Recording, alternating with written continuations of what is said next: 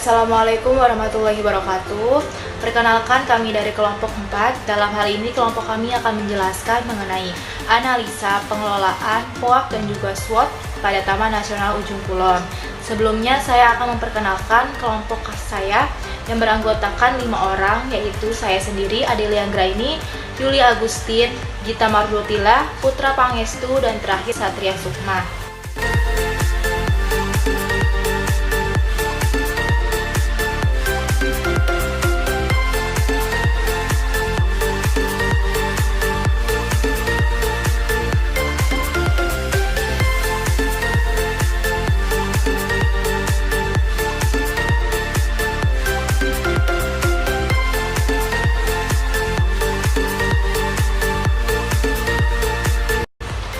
Ada 4 poin pembahasan yang akan kami bahas. Pertama, pendahuluan, analisa POAK, analisa SWOT, dan terakhir kesimpulan.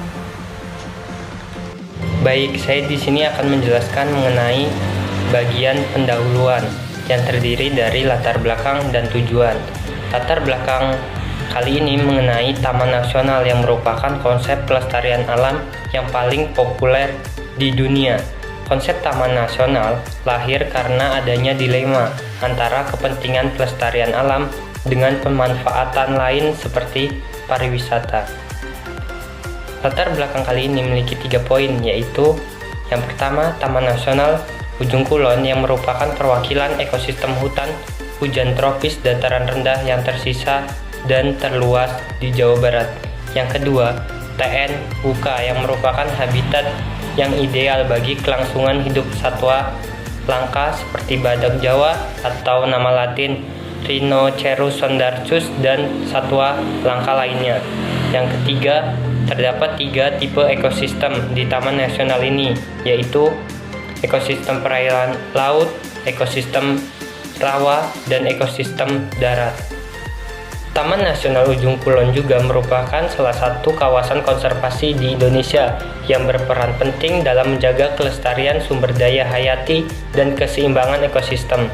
Kawasan ini resmi ditetapkan sebagai Taman Nasional pada tahun 1992. Luas areanya 120.551 hektar yang terdiri dari 76.214 hektar berupa daratan dan 44.337 hektar berupa lautan. Tujuan kali ini memiliki 3 poin penting. Yang pertama, untuk mengetahui sistem pengelolaan Taman Nasional Ujung Kulon. Yang kedua, untuk mengetahui unsur POAK di Taman Nasional Ujung Kulon. Yang ketiga, untuk mengetahui unsur SWOT di Taman Nasional Ujung Kulon. Yang selanjutnya, analisis POAK. Pengelolaan sistem zonasi. Pengelolaan sistem zonasi dibagi menjadi 4 bagian. Yang pertama, zona inti. Zona inti adalah kawasan Taman Nasional yang berfungsi untuk pelindungan dan tidak diperkenankan adanya kegiatan apapun oleh manusia.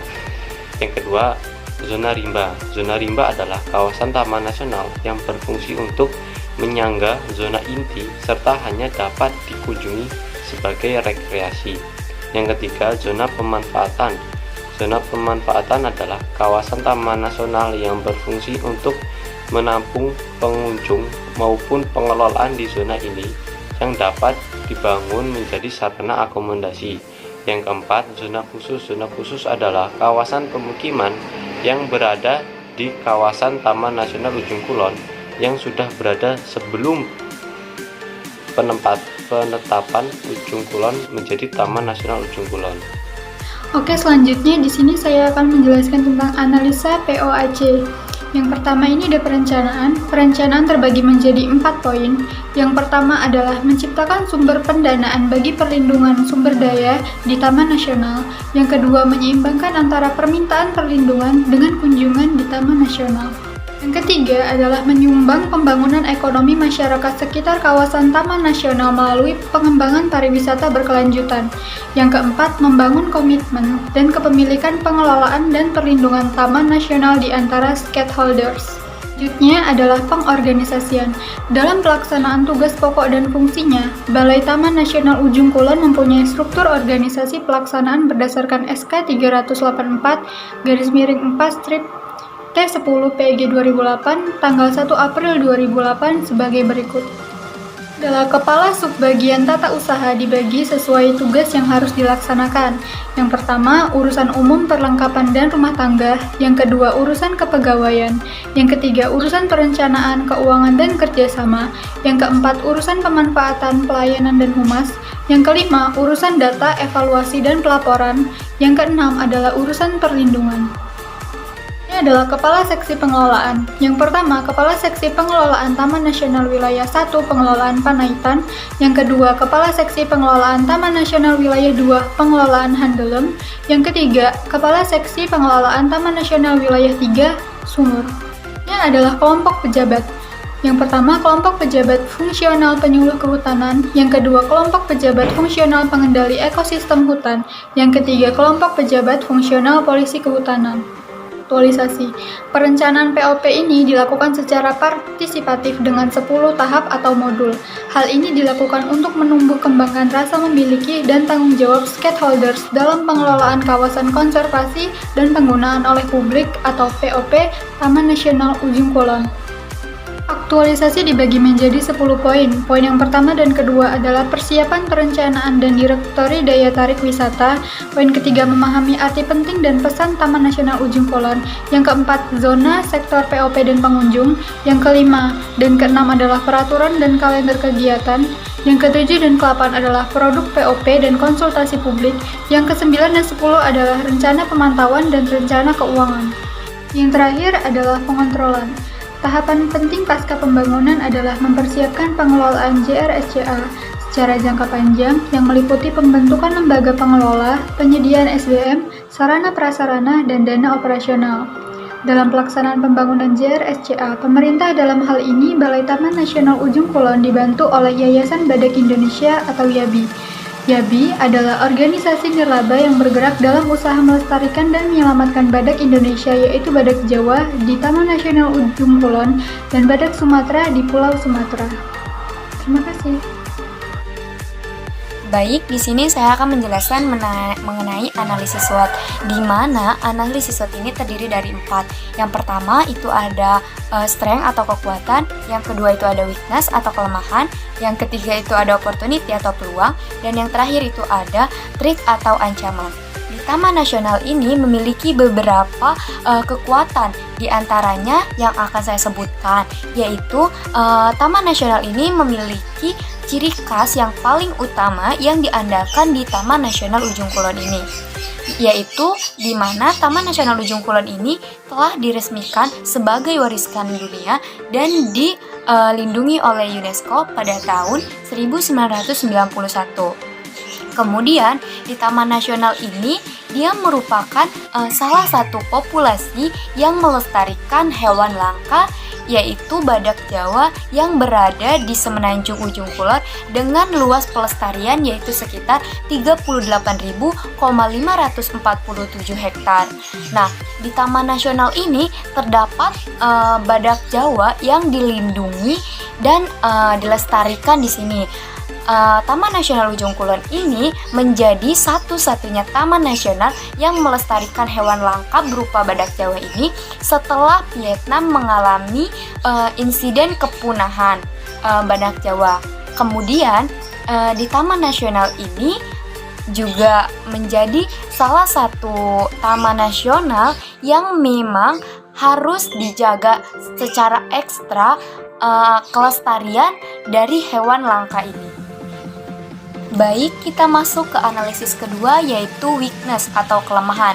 Taman Nasional ini memang memiliki berbagai macam kekuatan seperti yang sudah saya sebutkan sebelumnya. Namun ada beberapa juga kelemahan yang dialami oleh Taman Nasional ini.